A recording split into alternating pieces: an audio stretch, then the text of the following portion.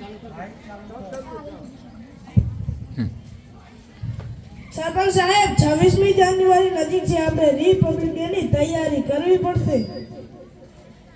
એટલે તલાટી આ રિપબ્લિક ડે એટલે શું? પબ્લિક ને પાછી બોલાવવાની છે? ગયા વર્ષે તો આ બધી પબ્લિક અહીંયા જ હતી. અરે સાહેબ, રિપબ્લિક ડે એટલે પ્રજાસત્તાક દિવસ. આપણું બંધારણ અમલમાં આવ્યું હતું. આ પેલું બંધારણ જેમાં લખ્યું છે ને કે સરપંચને ચા મફતમાં મળવી જોઈએ. સરપંચ બાપા, મને 26 જાન્યુઆરીએ ઠંડા ઉતારે અમારા ગીત પર ડાન્સ કરવો છે. મારી પાસે તો ધોતિયું છે, એમાં ડાન્સ કેમ થાય? એટલે આ ગગા તું ડાન્સ રહેવા દે, તું ખાલી ફૂલના હાર લઈ આવજે અને જોજે ફૂલ તાજા હોવા જોઈએ. ગઈ વખતને જેમ પ્લાસ્ટિકના ના લાવતો, સાહેબના ગળામાં ખૂંચતા હતા. સરપંચ સાહેબ, આ વખતે આપણે 26મી જાન્યુઆરીએ મોટા સાહેબને બોલાવવાના છે, એટલે બધું ટીપ ટોપ જોઈએ. આ ટીપ ટોપ એટલે શું? પેલી WhatsApp જેવી નવી એપ આવી છે એ? જો તલાટી, મને બધું ડિજિટલ ફાવે. મેં ફેસબુક પર સ્ટેટસ પણ મૂકી દીધું છે કે ગઈકાલે 26મી જાન્યુઆરી છે એટલે રજા છે, કોઈ ઘરે ઉઘરાણી કરવા આવું નહીં. અરે સાહેબ, એને દેશભક્તિ ના કહેવાય અને આળસ કહેવાય.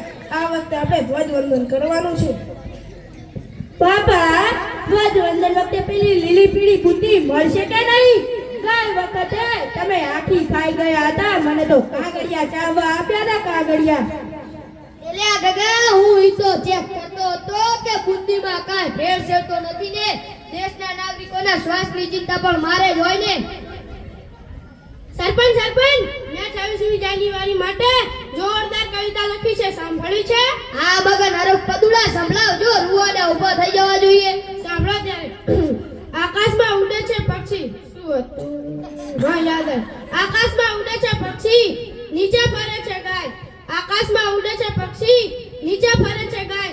26મી જાન્યુઆરી આવી ગઈ, બધા જલેબી ખાવા જાય. આ કવિતા છે કે જલેબીની જાહેર ખબર? મગનભાઈ, થોડું દેશ ગૌરવ આવે એવું કઈ બોલો. અલે હું બોલું ત્યારે સાંભળો ત્યારે. અર્લી મોર્નિંગ માં ઉઠવાનું, ઠંડા પાણીએ નાવાનું, 26મી જાન્યુઆરીએ ઝંડા ફરકાવી, મફતમાં ભાડું ઝાપટવાનું. એલે ગગા તું રેવા દે, તારા લીધે મારું સરપંચ પદું જશે.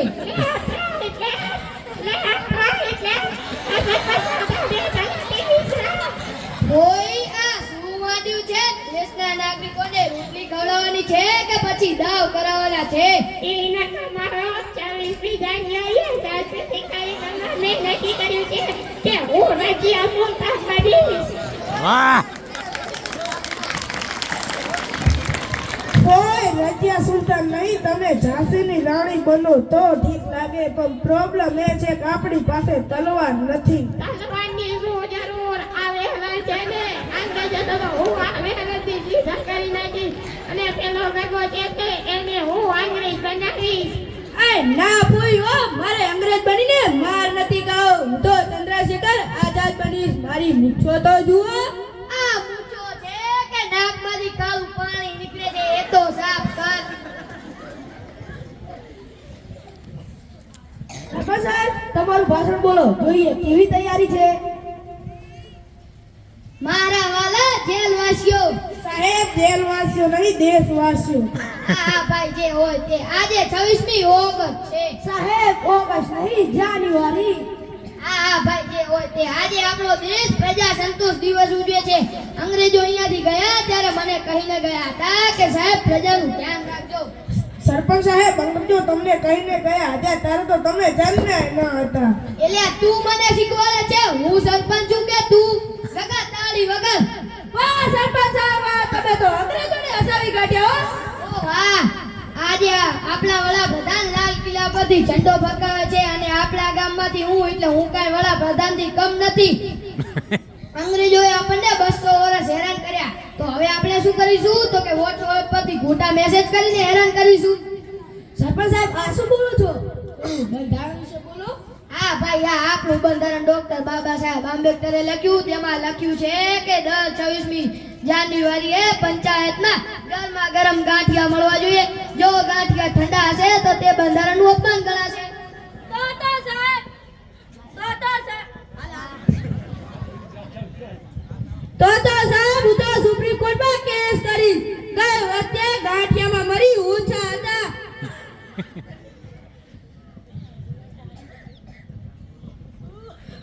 ભાઈઓ, આપણે ભલે મજાક મસ્તી કરીએ પણ 26 જાન્યુઆરી આપણા દેશનો ગૌરવશાળી દિવસ છે. આ દિવસે આપણે નિયમો પાળવાની પ્રતિજ્ઞા લેવી જોઈએ. હા સાચી વાત છે. રસ્તામાં જ્યાં ત્યાં કચરો ન ફેંકવો જોઈએ એ પણ દેશભક્તિ છે. અને બીજાને હેરાન ન કરવા એ પણ એક દેશભક્તિ છે. અને માતા પિતાની સેવા કરવી એ પણ દેશભક્તિ જ છે. અને પોતાના બાળકોને રોજ નિશાળે મૂકવા એ પણ એક દેશભક્તિ જ છે.